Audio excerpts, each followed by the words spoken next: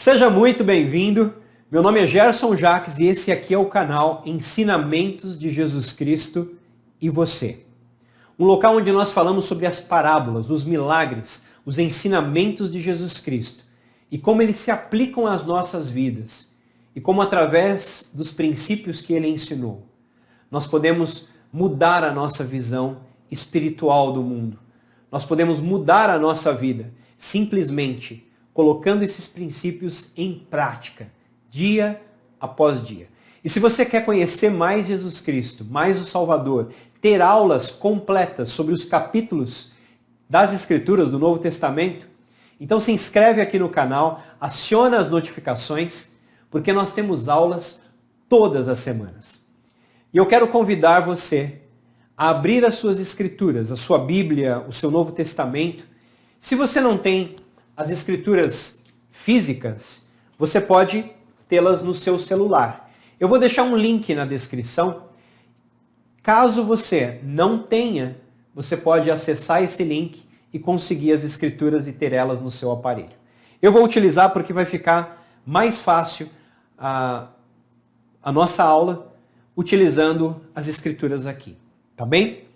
Então hoje nós vamos falar sobre João capítulo 11.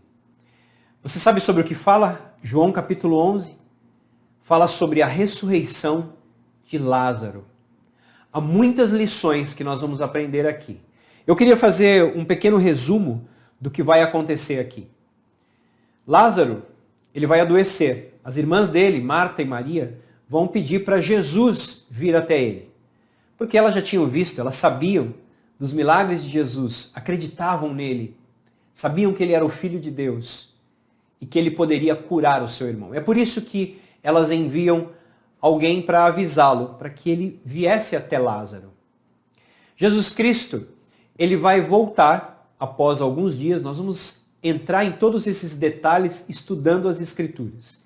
E depois desse tempo, quando ele chega lá, nós vamos ver os testemunhos das irmãs de Lázaro, Maria e Marta, sobre a crença que elas tinham em Cristo. Elas vão ser ensinadas por ele. Ele vai abrir a visão delas e de todos que estavam ali. Mas, com a ressurreição de Lázaro, a inimizade entre os sacerdotes que tinham esse orgulho ferido, porque Jesus Cristo estava ficando cada vez mais notório em relação aos seus milagres, eles vão começar planos mais intensos para que possam prendê-lo e para que possam matá-lo. Então é isso que nós vamos ver nesse capítulo 11. Nós precisamos entender que ele já havia trazido de volta à vida duas pessoas. Uma delas, a filha de Jairo. E a segunda foi o filho da viúva de Naim. Essas duas pessoas, Jesus Cristo trouxe de volta à vida. Mas nesse capítulo, na ressurreição de Lázaro, vai ser completamente diferente. Porque vão ter elementos que não vão deixar dúvidas sobre a divindade de Cristo. Então esse é um milagre, e eu já queria que nós pudéssemos ter esse ponto na nossa mente, que vai significar um prelúdio do grande milagre, ou seja, da ressurreição que aconteceria, que é a ressurreição de Jesus Cristo, quando ele volta à vida depois de 3 dias que ele havia sido crucificado. Então vamos começar pelo versículo 1. Estava então enfermo um certo Lázaro, de Betânia, aldeia de Maria e de Marta, sua irmã. Então ali morava Lázaro, Marta e Maria. Nós conhecemos elas de outras passagens das Escrituras. E eles eram amigos de Jesus Cristo. E Maria, diz o versículo 2, era a que ungiu o Senhor com unguento e lhe enxugou os pés com os seus cabelos, cujo irmão Lázaro estava enfermo. Então essa é a situação. Lázaro está doente. Maria era aquela que havia ungido o Senhor com unguento. E nós conhecemos a história dela. Se você não conhece, vai ser um dos capítulos que nós vamos estudar aqui no nosso canal. E diz o versículo 3: Mandaram-lhe, pois, suas irmãs dizer: Senhor, eis que está enfermo aquele que tu amas. Vamos pensar nisso. Cristo era amigo deles. Possivelmente ele já tinha expressado esse amor, eles já tinham sentido esse amor. E Cristo, pela declaração das irmãs, tinha um carinho especial, um amor real por Lázaro. Olha só agora, versículo 4. E Jesus, ouvindo isso, disse: Essa enfermidade não é para a morte, mas para a glória de Deus, para que o Filho de Deus seja glorificado por ela. Quando Cristo fez essa declaração, ele sabia exatamente o que ele iria fazer. Ele disse: essa doença, essa enfermidade, não é para a morte, mas é para que os homens e aqueles que presenciarem esse milagre, para aqueles que souberem dele, saibam que eu sou verdadeiramente o Filho de Deus. Cristo sabia de antemão que quando ele chegasse lá, ele traria Lázaro de volta à vida. Versículo 5. Ora, Jesus amava Marta e sua irmã e Lázaro.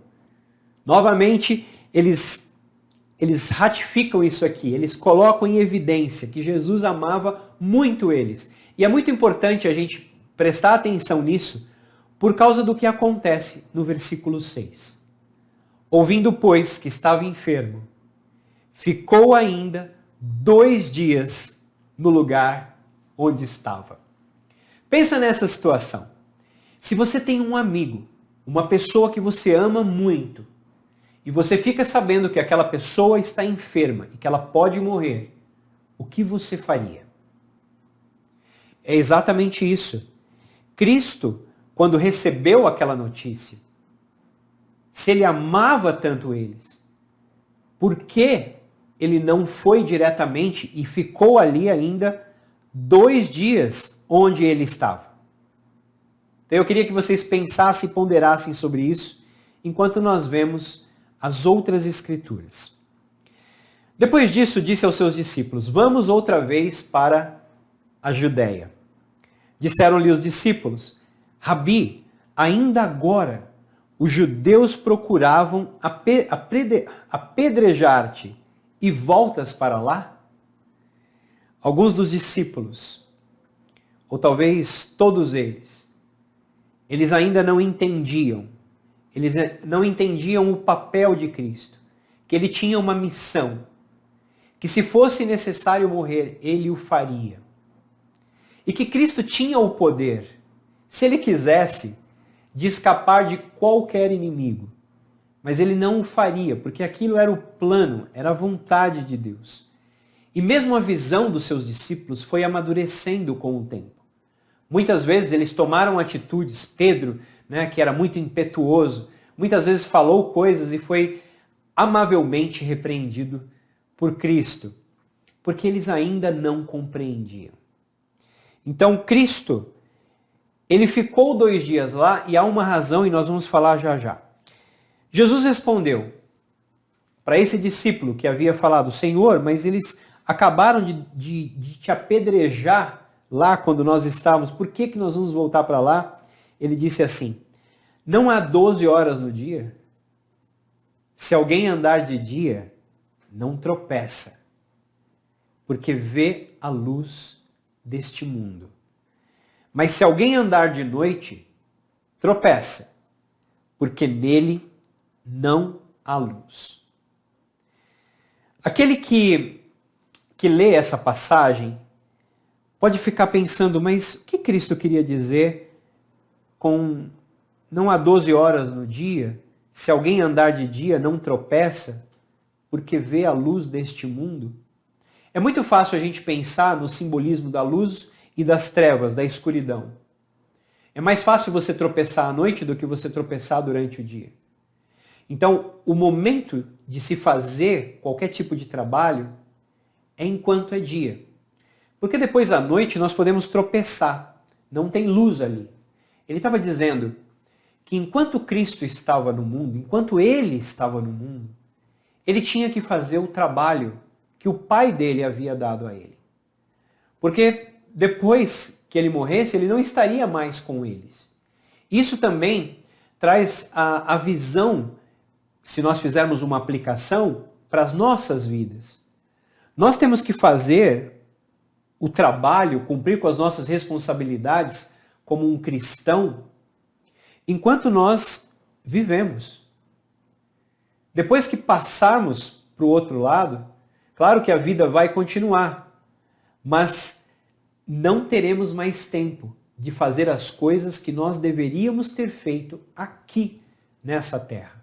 E vamos agora para o versículo 11. Isso falou e depois disse-lhes: Lázaro, o nosso amigo, dorme, mas vou despertá-lo do sono. E aí os discípulos dizem assim para ele: Mas Senhor, se dorme, ele está salvo. Eles não entendiam. E Cristo diz então abertamente, isso está no versículo 14. Então, pois, Jesus disse-lhes claramente: Lázaro está morto. E alegro-me por causa de vós, diz Cristo, de que eu lá não estivesse, para que acrediteis. Porém, vamos ter com ele. Claro, se Cristo estivesse lá, ele teria curado a doença de Lázaro.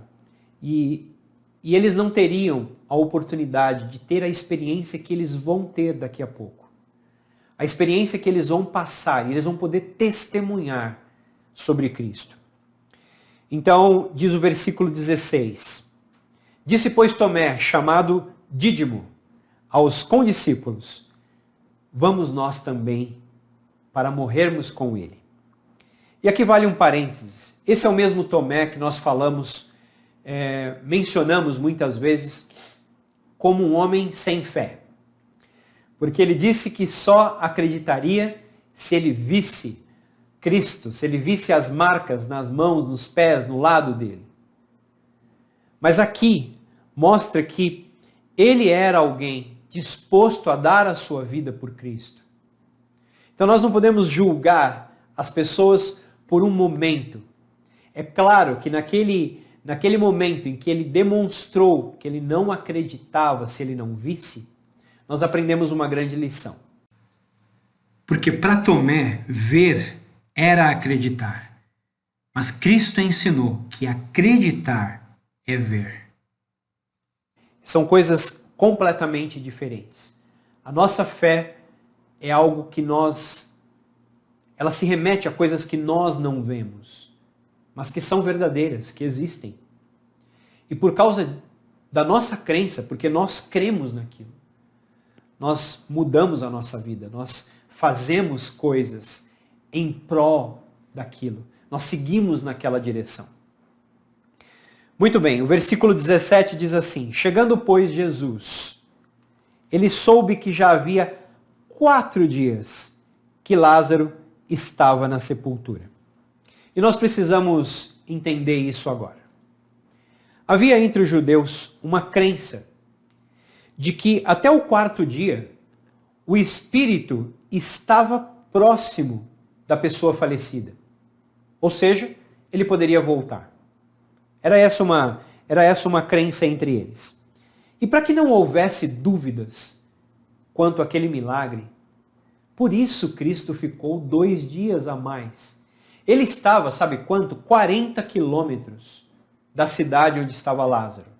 Estava 2 dias de distância. Mas ele esperou mais 2 ali onde ele estava, para que pudesse completar esses 4 dias e não houvesse então dúvidas daquilo que ele iria fazer. O versículo 18. Ora, Betânia distava de Jerusalém quase 15 estádios, 40 quilômetros. E muitos dos judeus tinham ido consolar Marta e Maria acerca de seu irmão. Diz o versículo 20. Ouvindo, pois, Marta que Jesus vinha, saiu-lhe ao encontro. Maria, porém, ficou assentada em casa.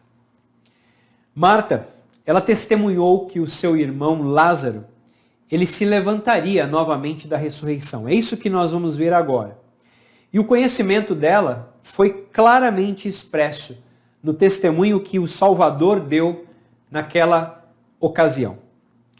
E aconteceu o seguinte: Marta disse a Jesus, após ouvir que Jesus estava vindo, ela foi até o encontro dele.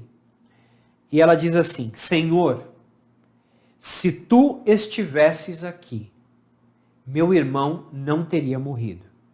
Mas também sei, mesmo agora, que tudo quanto pedires a Deus, Deus te dará. Disse-lhe Jesus: teu irmão há de ressuscitar. E agora vem a declaração de Marta. Ela diz assim: eu sei que há de ressuscitar na ressurreição do último dia. Disse-lhe Jesus: eu sou a ressurreição e a vida. Quem crê em mim, ainda que esteja morto, viverá. Essa declaração, ela expressa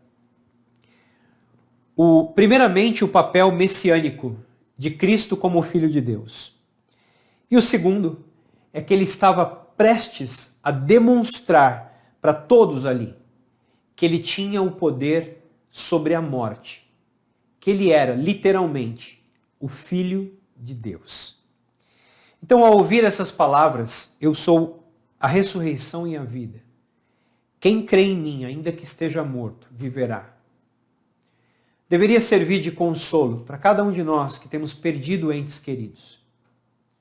Muitos de nós não têm a crença, não têm talvez a fé necessária para entender que a vida continua depois dessa, que a morte é uma passagem, mas que aqui nessa vida é o momento em que nós temos que depositar a nossa fé em Jesus Cristo, para que nós possamos literalmente viver espiritualmente, entendendo que o Salvador Jesus Cristo é quem pode nos dar as bênçãos, as promessas de vida eterna.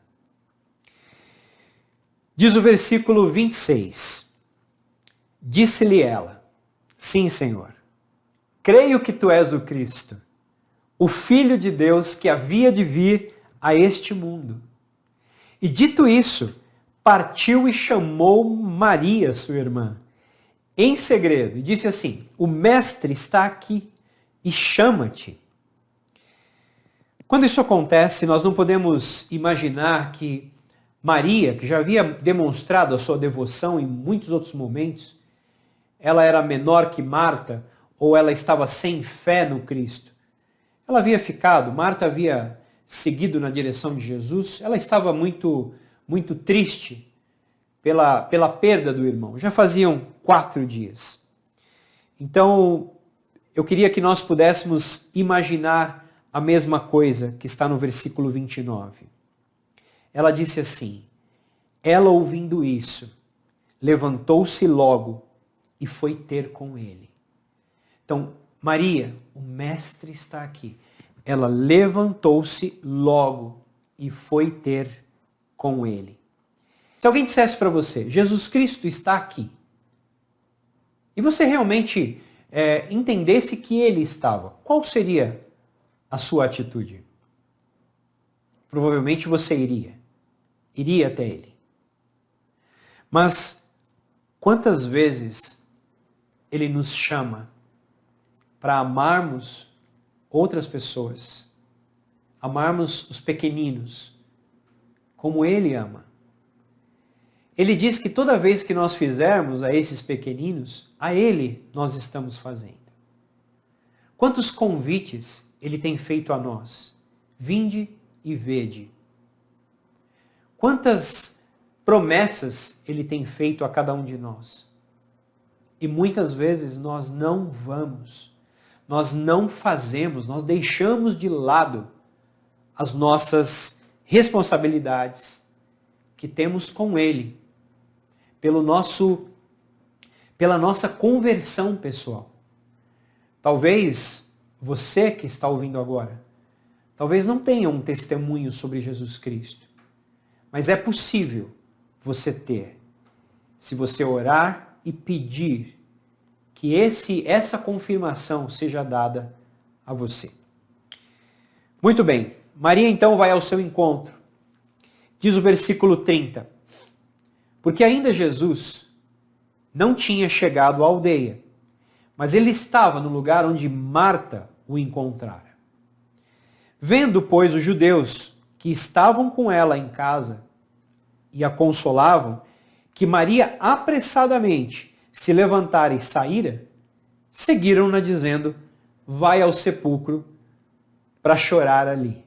Então ela já devia ter feito isso outras vezes, eles imaginaram que ela saiu não para ir ao encontro de Jesus, mas para ir novamente ao sepulcro. O versículo 32, tendo, pois, Maria chegado aonde Jesus estava, e vendo-o, lançou-se aos seus pés, dizendo, Senhor, e ela vai dizer a mesma coisa que Marta disse quando encontrou Jesus. Possivelmente, elas já haviam dito essa frase entre si outras vezes, enquanto Jesus não havia chegado. Ela disse, Senhor, se tu estivesses aqui, meu irmão não teria morrido. Essa era a fé que elas tinham, mas ainda era uma fé limitada. Elas não entendiam que Jesus Cristo literalmente podia trazer o seu irmão de volta. Mas o Senhor está prestes a dar essa visão, esse testemunho a elas. Diz o versículo 33, Jesus, pois, vendo-a chorar, e os judeus que com ela vinham também chorando, moveu-se muito em espírito e perturbou-se e disse, onde o pusestes? Disseram-lhe, Senhor, vem e vê. E o versículo 35 diz, Jesus chorou. A grande pergunta que nós temos aqui é, se Cristo sabia que ele iria trazer Lázaro de volta à vida, por que ele chorou? Embora Jesus Cristo soubesse que Lázaro seria trazido da morte, as lágrimas dele demonstram a compaixão por aqueles que sofrem e choram pelos seus entes queridos. Ele tem a visão da vida, mas nós muitas vezes temos uma visão limitada. Nós não entendemos isso e nós choramos. E o amor dele é tão grande, que ele chora conosco. Ele chora de compaixão por aqueles que o amam e não entendem ainda as razões da morte. Versículo 36, os judeus dizem, vede como o amava. Vendo ele chorando, eles dizem, vede como o amava. Alguns disseram. E outros sempre têm os críticos. Não podia ele, que abriu os olhos, isso está no versículo 37. Não podia ele, que abriu os olhos ao cego, fazer também com que este não morresse. Jesus, pois, versículo 38, movendo-se outra vez, muito em si mesmo, foi ao sepulcro. E era uma caverna, e tinha uma pedra posta sobre ela.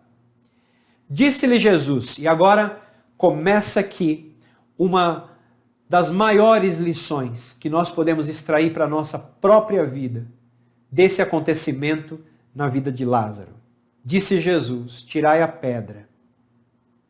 Marta, irmã do morto, disse-lhe, Senhor, já cheira mal, porque já é de 4 dias.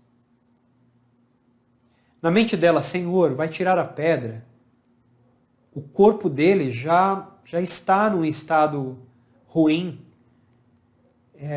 cheira mal. Ela ainda não entendia.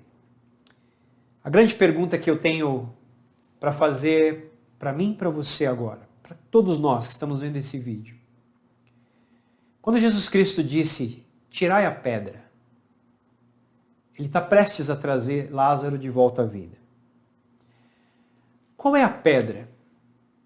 Quais as pedras que eu e você precisamos tirar da nossa vida para que Jesus Cristo possa fazer um milagre, para que Ele possa nos trazer de volta?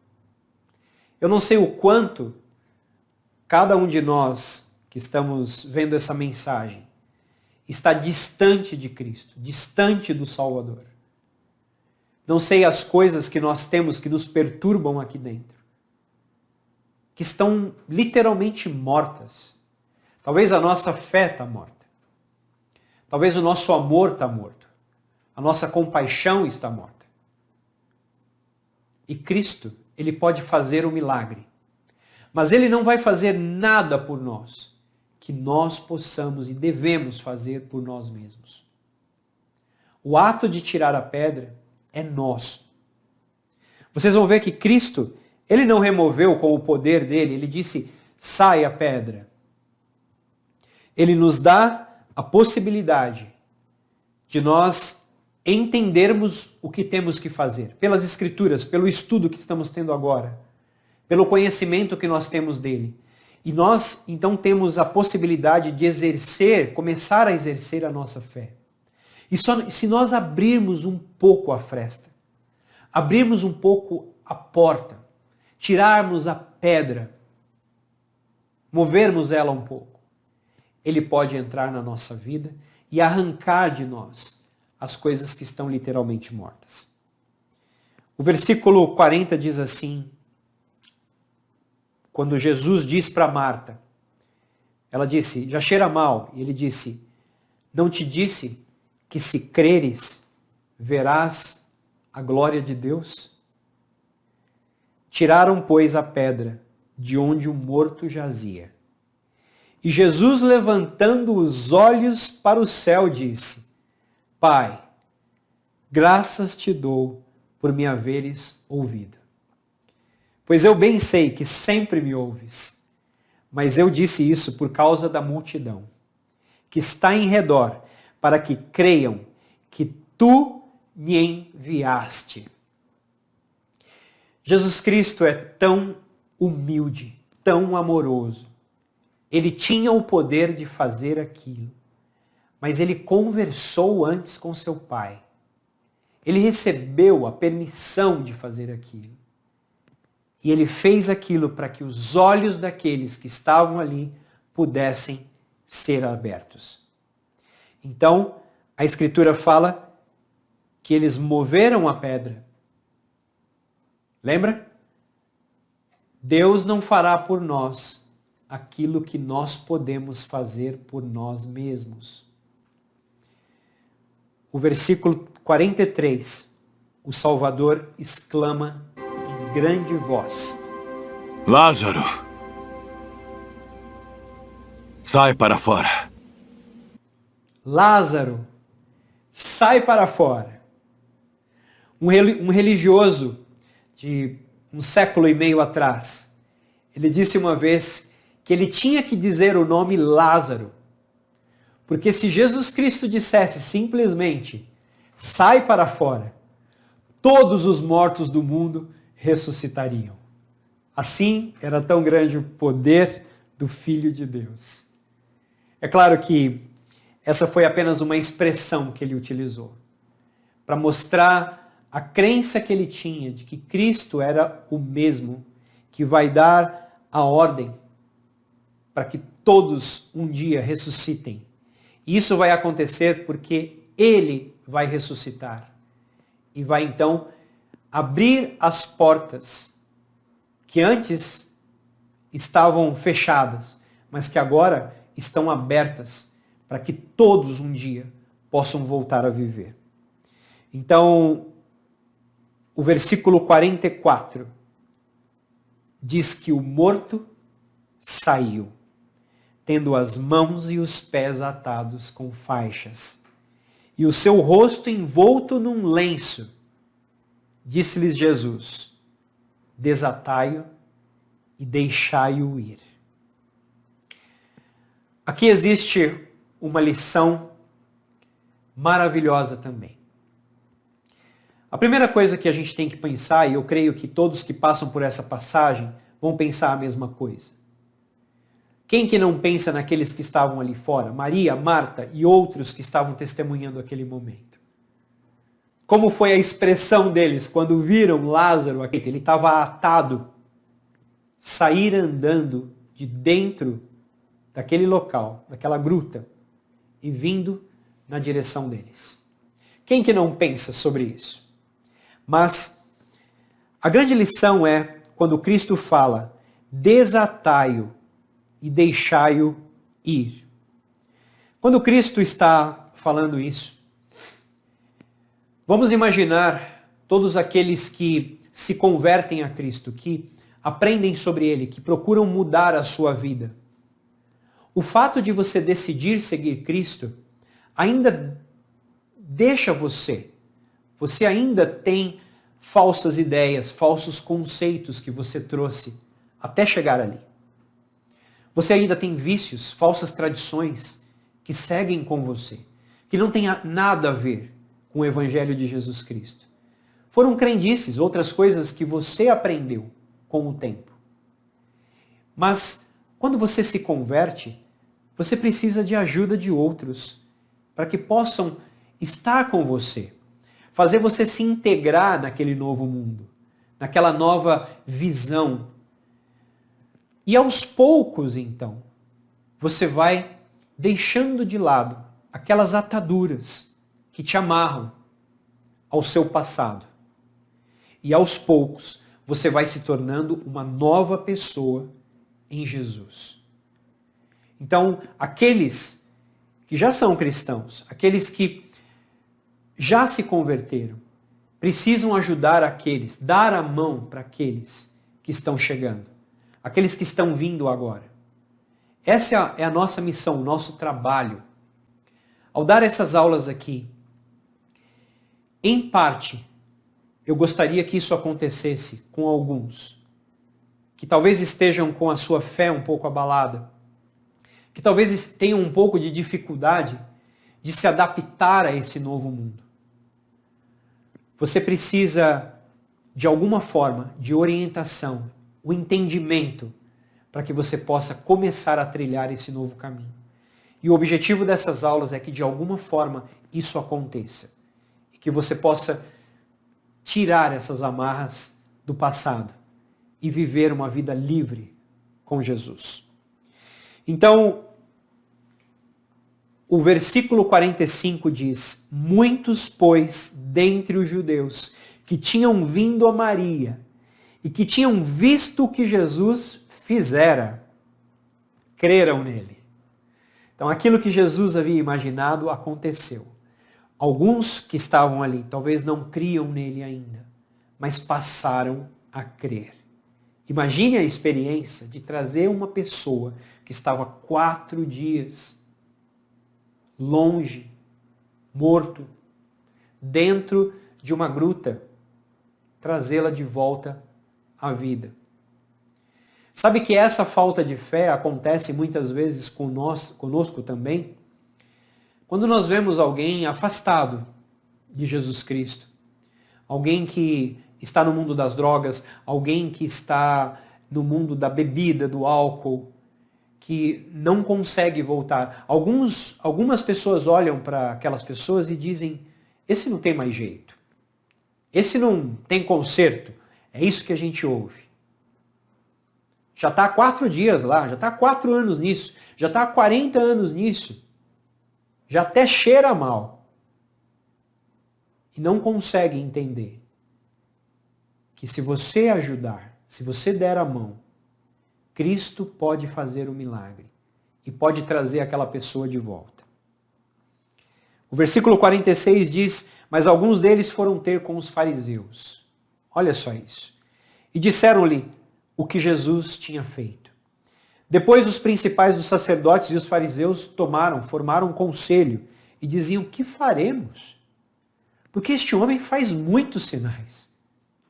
Ao invés de se entregarem ao Messias, cogitarem a possibilidade dele ser o Messias, eles estavam preocupados com as suas posições, com o orgulho pessoal.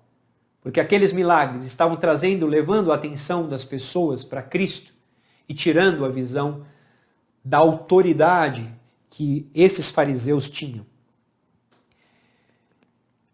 E aí no versículo 48, diz, se o deixarmos assim, todos crerão nele.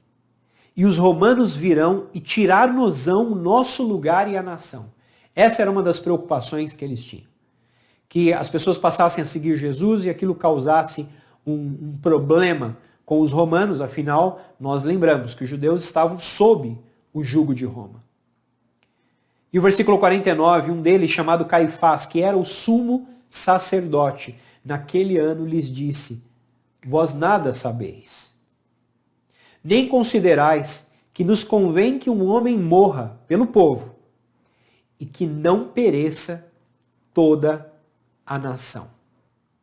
E o versículo 51 diz, ora, ele não disse isso de si mesmo, mas sendo o sumo sacerdote naquele ano, profetizou que Jesus devia morrer pela nação.